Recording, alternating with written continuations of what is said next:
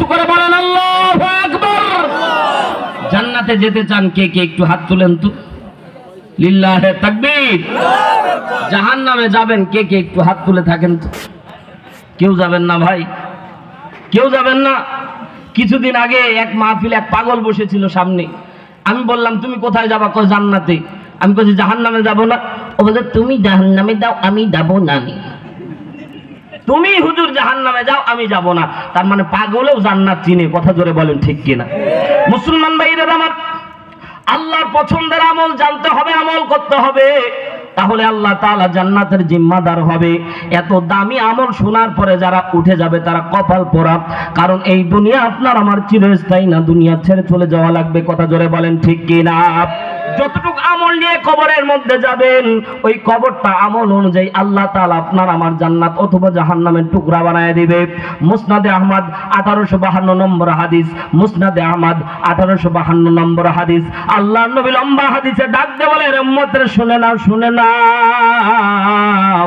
আল্লাহ তাআলা আসমান থেকে ফরমান নাজিল করে জানায়া দিচ্ছে, যারা ঈমানদার মৃত্যুবরণ করবে কবরে রাখার সাথে সাথে তার কবরটা জান্নাতের বাগান হয়ে যাবে। বেঈমান মৃত্যুবরণ করলে তাদের জন্য কবরটা আল্লাহ তাআলা জাহান্নামের টুকরা বানায় দিবে। এই জন্য ঈমানদার হয়ে মরার দরকার আছে না নাই? কারণ এই দুনিয়া আপনার আমার চিরস্থায়ী থাকার জায়গা না। এই দুনিয়া এমন একটা জায়গা, এই দুনিয়া এমন একটা জায়গা, নির্দিষ্ট হায়াত শেষ হয়ে গেলে, মৃত্যুবরণ করলে, আপনার আত্মীয় স্বজন আজকে মৃত্যুবরণ করলে কাল পর্যন্ত লাশটা রাখবে না। রাত্রিবেলা কবর খনন করে পারলে রাত্রেই দাফন করে দেবে, আর না হয় সকালবেলায় আপনার দাফন কার্য শেষ করে তারা শেষ নিঃশ্বাস তারা ছেড়ে তারপরে তারা স্বস্তির নিঃশ্বাস ফেলবে। কথা বলেন ঠিক কিনা? এই জন্য কবি সুন্দর করে বলে, প্রাণ পাখি উড়ে যাবে পিঞ্জিরা ছেড়ে, ধরা ধামে সবই রবে, তুমি যাবে চলে। বন্ধু বান্ধব যত, মাতা পিতা তারা শত, সকলই হবে তোমার পরে। মন আমার কেন বান্ধো দালান ঘর, একদিন মাটির ভিতরে হবে ঘর। মন আমার কেন বান্ধো দালান ঘর। তোমরা সাউন্ড কমায় দিচ্ছ কেন? আল্লাহ কবুল করুন, জোরে বলেন আমিন।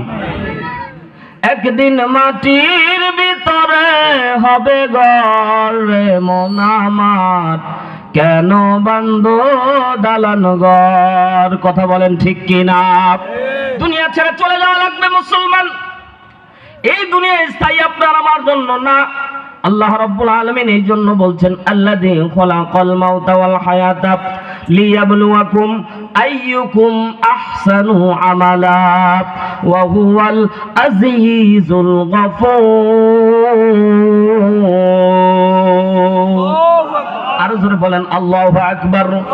আল্লাহ রাব্বুল আলামিন ডাক দেওয়া ইমানদার বান্দা বান্দিরা, আমি আল্লাহ রাব্বুল আলামিন নির্দিষ্ট হায়াত তোমাদেরকে দান করেছি। এর বান্দারা, নির্দিষ্ট হায়াত শেষ হয়ে গেলে তোমাদেরকে আমি আল্লাহর দরবারে ফেরত আসা লাগবে। আমি আল্লাহ রাব্বুল আলামিন তোমাদের ভালো এবং আমলের খারাপ আমলের জাস্টিফাই করে তোমাদেরকে দুইটা জায়গা দান করব, একটা জান্নাত আর একটা জাহান্নাম। জান্নাতে যাওয়া যদি উদ্দেশ্য হয়ে থাকে, আল্লাহর নবীর সাহাবীরা বসে আছে নবীর সামনে, ডাক দিয়ে বলছেন, পয়গম্বর বলবে বলবে ভাব তৈরি হয়েছে, ওগো পয়গম্বর, আল্লাহ কোন আমলটা ভালোবাসে, যদি আমাদেরকে বলতেন আমল করতে পারতাম। এর মুসলমান বলেন দেখি, সাহাবায়ে কেরামের মতো আপনাদেরও মনটা চাচ্ছে না আল্লাহর পছন্দের আমল শুনি, আমল করি? যদি থাকে, যদি নিয়ত থাকে, আল্লাহ তাআলা আপনার আমার জন্য সফলতার দ্বার প্রান্ত রেডি করে রেখেছে। জোরে বলেন সুবহানাল্লাহ। আল্লাহ নবী সাহাবীর আল্লাহ নবীকে বলবেন, ইয়া রাসূলুল্লাহ পছন্দের আমল বলেন, আমরা আমল করব। বলবে বলবে ভাব, বলেন দেখি, এখনো বলেনি, আল্লাহ নবী জানে না।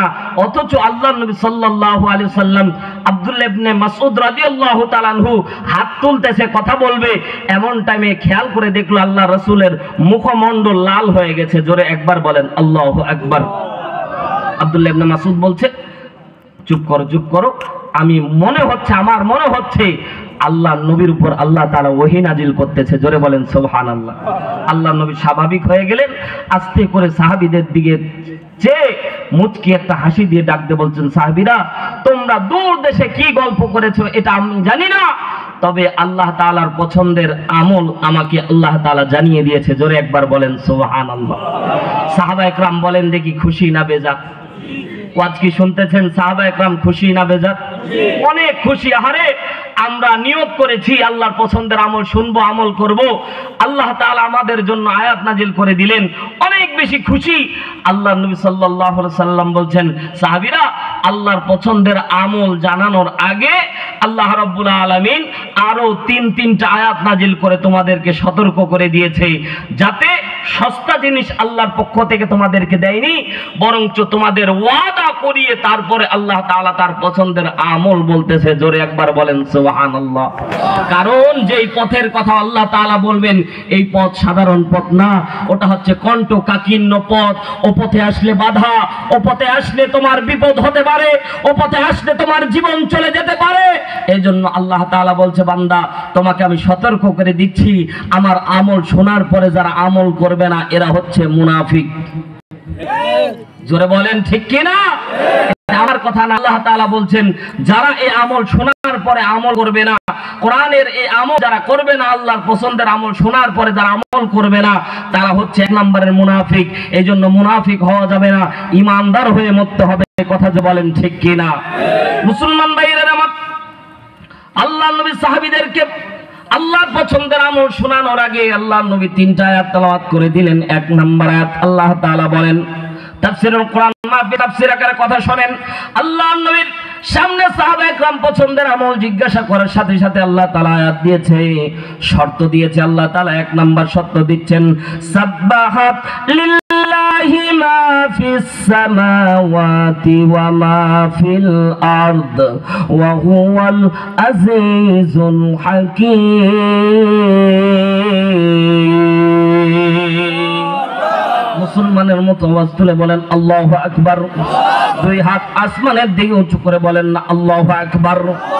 আল্লাহ রাব্বুল আলামিন 1 নম্বর আয়াত নাযিল করে দিলেন, সাব্বাহা লিল্লাহি মা ফিস সামাওয়াতি ওয়া মা ফিল আরদ।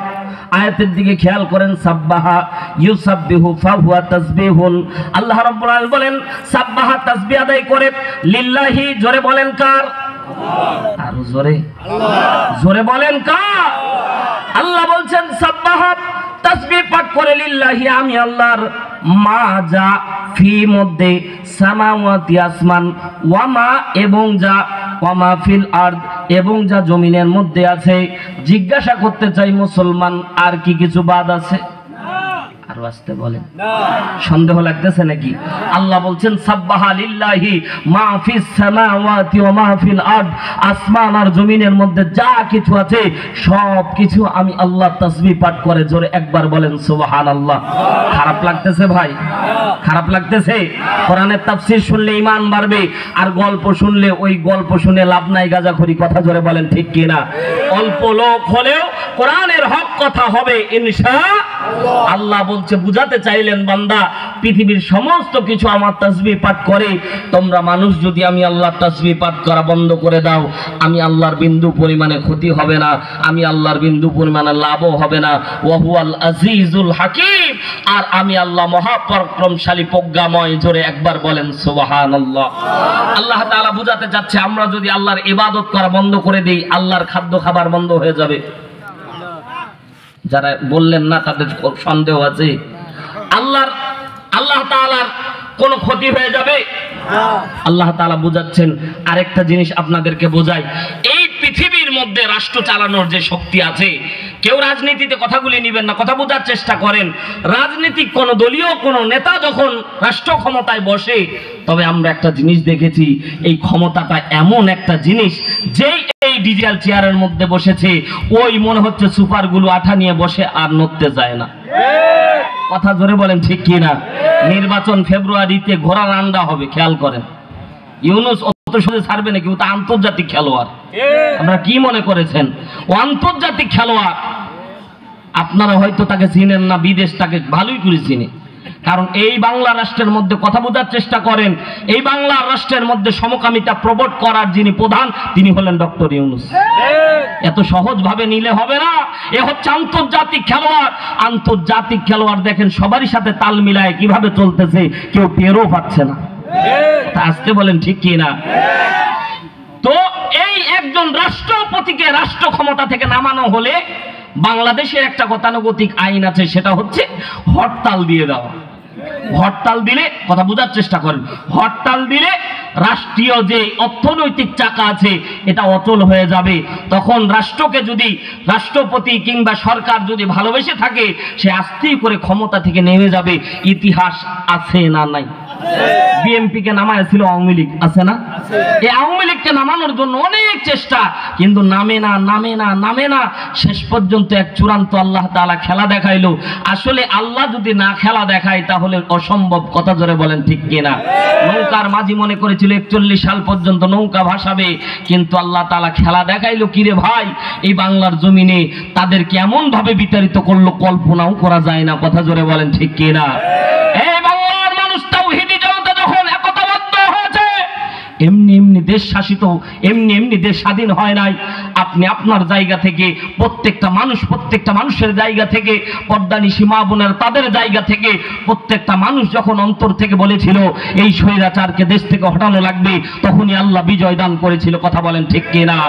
এজন্য ঐক্যবদ্ধ হওয়ার বিকল্প কোনো রাস্তা নাই। সবাই যখন ঐক্যবদ্ধ হয়েছে তখনই আল্লাহ তাআলা বিজয় দান করেছে, এর আগে দেয়নি, কথা জোরে বলেন ঠিক কিনা?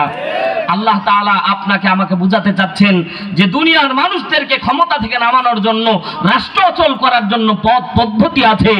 জিজ্ঞাসা করতে চাই, দুর্বল ইমানের মতো উত্তর দিবেন না, ইমানদারের মতো উত্তর দিবেন। আল্লাহকে ক্ষমতা থেকে নামানোর জন্য মেলাই পদ্ধতি যদি অ্যাপ্লাই করেন, কাজ হবে? কথা বলেন, কাজ হবে? জমিন কার? জোরে বলেন, জমিন কার? যতই আমার বলে চিৎকার দেন, জমিন আপনার না, জমিন জোরে বলেন কার? আসমান কার? পৃথিবী কার? আল্লাহর। আসমানের নিচে, আল্লাহর জমিনের উপরে আপনি খালি 2 দিনের মুসাফির। আপনার আমার ক্ষমতা কতটুক? পেটের মধ্যে একটা মোচড় দিলে 2বার পাতলা পায়খানা হলে, ডায়রিয়া হলে হাসপাতাল যাওয়া ছাড়া কোনো উপায় নাই। সে আবার বাহাদুরি দেখায়, রবের সাথে পাল্লা দিয়ে চলে, কথা জোরে বলেন ঠিক কিনা? এই জন্য সম্মানিত ভাইয়ের আমার, দুনিয়ার শক্তিকে অচল করা যায়। আল্লাহ তাআলা এর জন্য বলছেন সাব্বাহা লিল্লাহি মা ফিস সামাওয়াতি ওয়া মা ফিল আরদ, আসমান আর জমিনে সব কিছু আমি আল্লাহর তাসবিহ পাঠ করে। এ বান্দা, তোমরা যদি আমি আল্লাহর তাসবিহ পাঠ করা বন্ধ করে দাও, আমি আল্লাহর কোনো ক্ষতি হবে না, বরঞ্চ ক্ষতি হবে তোমার, কথা জোরে বলেন ঠিক না বেঠিক? আল্লাহ তাআলা 1 নম্বর আয়াত নাজিল করে আল্লাহর নবী সাহাবীদের সামনে বলতেছেন, সাহাবীরা শোনো, আল্লাহ তাআলা অমুখাপেক্ষী, আল্লাহ তাআলা তোমাদের মুখাপেক্ষী না। আল্লাহ তার পছন্দের আমল বলবে, তোমরা আমল যদি না করো তারপরও চলে যাও, আল্লাহ তাআলার বিন্দু পরিমাণের লাভ কিংবা ক্ষতি হবে না। এরা মুসলমান গভীর মনোযোগ দেন। এজন্যই আল্লাহ রাব্বুল আলামিন বিশ্বনবীকে জানায় দিলেন, নবী গো, ইয়া রাসূলুল্লাহ, ইয়া হাবিবাল্লাহ, উম্মতদেরকে আপনি 2 নাম্বার আয়াত তেলাওয়াত করে শোনায় দেন। আল্লাহ নবী ডাক দিয়ে বলছেন, ইয়া আইয়ুহাল্লাযীনা আমানু লিমা তাকুলুনা মা লা তাফআলুন।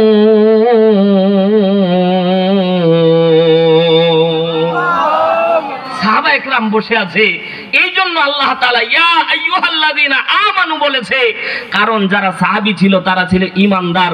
এই জন্য আল্লাহ তাআলা পৃথিবীর সমস্ত ঈমানদারদেরকে ইনক্লুড করে আল্লাহ তাআলা বলছেন, ইয়া আইয়ুহাল্লাযীনা আমানু, ওহে যারা ঈমানের দাবি করো। ঈমানের দাবি করার পরে আল্লাহ বলছেন তাকুলুনা, তোমরা বলছো এবং কিয়ামত পর্যন্ত যারা আছে তোমরা সবাই বলবা। জোরে একবার বলেন সুবহানাল্লাহ। তার মানে আল্লাহ তাআলা আমাদের কাউকে বাদ দেয় নাই। আল্লাহ তাআলা বলছেন মা লা তাফআলুন, তোমরা যা বলতেছো তা করো না কেন? তার মানে